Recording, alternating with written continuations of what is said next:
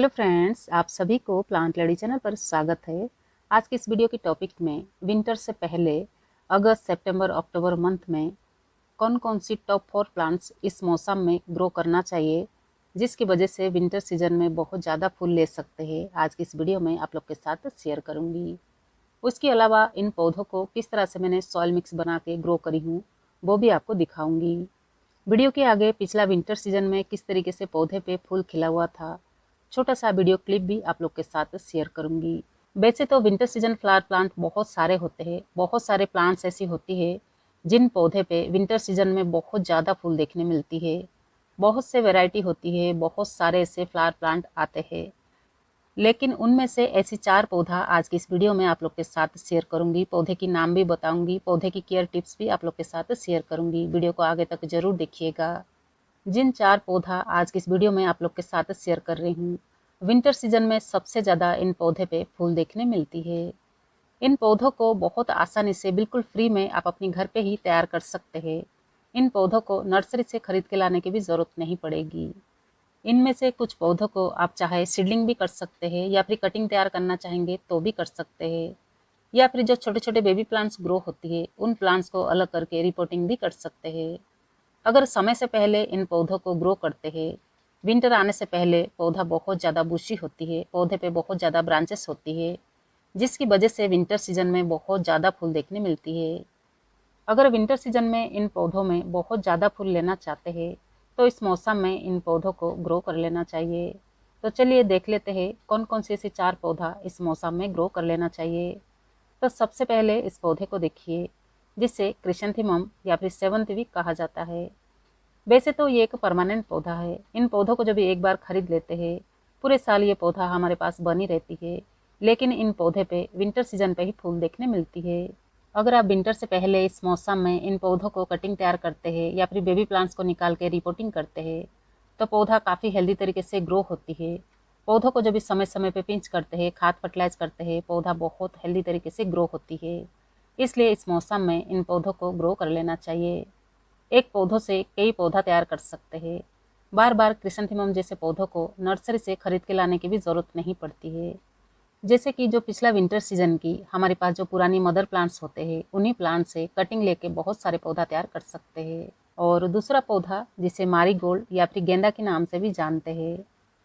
गेंदा में भी बहुत सारे वैरायटी होती है, आपके पास जो भी वैरायटी हो, इसे अगर सीडलिंग करना चाहेंगे कर सकते हैं, या फिर पौधों से कटिंग लेके भी कटिंग तैयार कर सकते हैं। मैं इन पौधों को सीडलिंग करके रिपोर्टिंग करी हूँ। इन पौधों को जब भी ग्रो करते हैं, पौधा जब इस तरीके से ग्रोथ पर आ जाती है, पौधों को इस तरह से पिंच करने से पौधे पे और ज़्यादा ब्रांचेस ग्रोथ होती है, जिसकी वजह से पौधा बहुत ज़्यादा बूशी होती है। इस तरह से पौधों को समय से पहले ग्रो करके जब पिंच करेंगे, पौधा बहुत ज़्यादा बुशी होती है, लंबाई कम रहती है, पौधे पे बहुत ज़्यादा ब्रांचेस होती है, जिसकी वजह से पौधा देखने में काफ़ी खूबसूरत भी दिखाई देती है। इसलिए पौधों को पिंच करना भी बहुत ज़्यादा ज़रूरी होता है। कुछ दिन पहले एक वीडियो मैंने आप लोग के साथ शेयर करी थी, गेंदे जैसे पौधों को कब और किस तरीके से सीडलिंग करना चाहिए। हो सकता है उस वीडियो को आप लोगों ने देखे होंगे। यहाँ पे देख सकते हैं, ये वही पौधे हैं। इनमें से 2-4 पौधों को मैंने रिपोर्टिंग करी हूँ। पूरे पौधे अभी भी स्टॉक में रखा हुआ है। इस मौसम में इन पौधों को बहुत आसानी से सीडलिंग कर सकते हैं। पहले से जो पुरानी पौधों से सूखे फूल को स्टोर करते हैं, उन्हीं सूखे फूल को लेके सीडलिंग करना है। बिल्कुल फ्री में 1000 पौधा तैयार कर सकते हैं। आप भी अगर इस तरह से इस मौसम में गेंदे जैसे पौधों को सीडलिंग करके अच्छे रिजल्ट लेना चाहते हैं, अच्छे से जब इस सॉइल मिक्स बनाएंगे, इसी तरह से आप भी अच्छे रिजल्ट ले सकते हैं।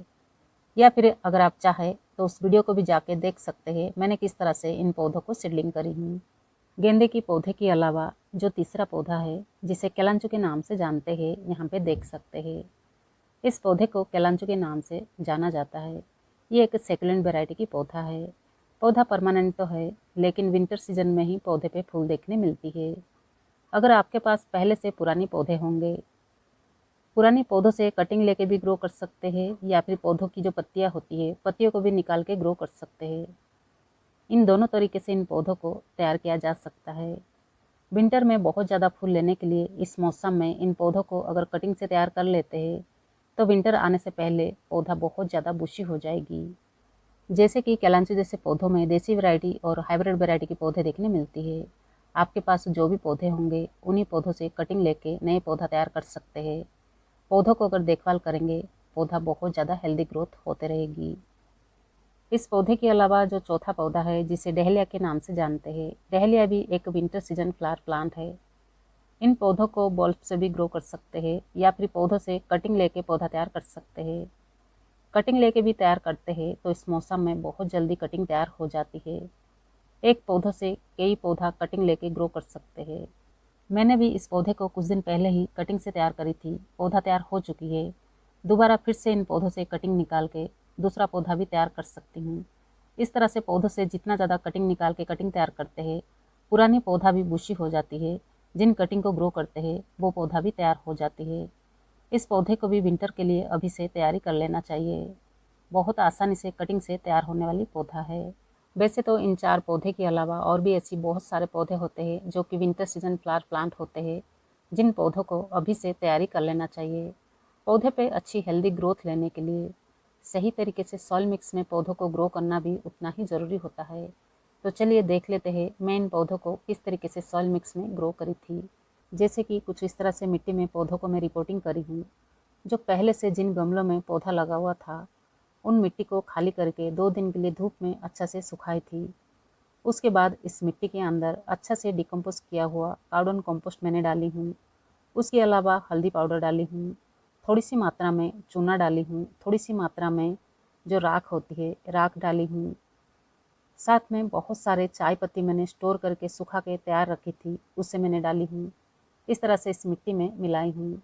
पुरानी मिट्टी होने की वजह से इसमें पहले से रेत मिला हुआ है, इसलिए इस मिट्टी में रेत मिलाने की ज़रूरत नहीं है। इन्हीं गमले के अंदर की मिट्टी को खाली करके धूप में सुखाई हूँ। पहले से पौधा ग्रो हो रही थी, लेकिन पिछला मंथ उन्हीं पौधों के अंदर से कटिंग निकाल के अलग से मैं ग्रो कर चुकी हूँ। बचा हुआ मदर प्लांट्स को भी अलग करके ग्रो कर रही हूँ। पुरानी मिट्टी को यूज़ करने से पहले इस तरह से धूप में सुखा लेना चाहिए। धूप में सुखाने से मिट्टी के अंदर किसी प्रकार की बीमारियां नहीं होती है। दोबारा उस मिट्टी को यूज़ कर सकते हैं। लेकिन मिट्टी को यूज़ करने से पहले मिट्टी में भरपूर मात्रा में न्यूट्रिएंट्स होना भी बहुत ज़्यादा ज़रूरी है। उसी मिट्टी को आप यूज़ कर सकते हैं, लेकिन उस मिट्टी में अच्छा से डिकम्पोज किया हुआ खाद मिलाना चाहिए। चाहे आपके पास जो भी खाद हो उसे मिलाना चाहिए। अगर आप ये जानना चाहते हैं एक गमले के हिसाब से किस तरह से सॉइल मिक्स की रेशियो होना चाहिए, जैसे कि 8 से 10 इंच की गमले के हिसाब से अगर आप गार्डन सॉइल 50% ले रहे हैं तो उसमें आपको 30% अच्छा से डिकम्पोज किया हुआ कंपोस्ट लेना चाहिए। मिट्टी हार्ड या फिर चिकनी होती है, इसलिए उसमें 20% आपको सैंड मिलाना है। उसके अलावा जो यूज़ चाय पत्ती धूप में सुखा के स्टोर रखते हैं, गार्डनिंग में यूज़ करते हैं, उस तरीके से चाय पत्ती अगर आप अपने पास रखते होंगे एक गमले के हिसाब से 1 से 2 मुट्ठी मिला सकते हैं। साथ में 1 चम्मच हल्दी पाउडर ले सकते हैं, सरसों खली 1 चम्मच मिला सकते हैं, 1 चम्मच चूना मिला सकते हैं, 1 चम्मच राख मिला सकते हैं। इन सब चीज़ों को मिला के अगर सॉइल मिक्स तैयार करते हैं, मिट्टी के अंदर हर प्रकार की न्यूट्रिएंट्स पौधों को मिलते रहती है। पौधा बहुत जल्दी बहुत हेल्दी तरीके से ग्रो होते रहती है। मैं इसी तरह से इन सॉइल मिक्स को तैयार करके गमले में भरती हूँ।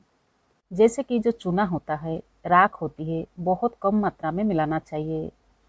चूना के अंदर भी बहुत सारे ऐसे न्यूट्रिएंट्स होता है, उसी तरह से राख के अंदर भी काफ़ी मात्रा में न्यूट्रिएंट्स होता है।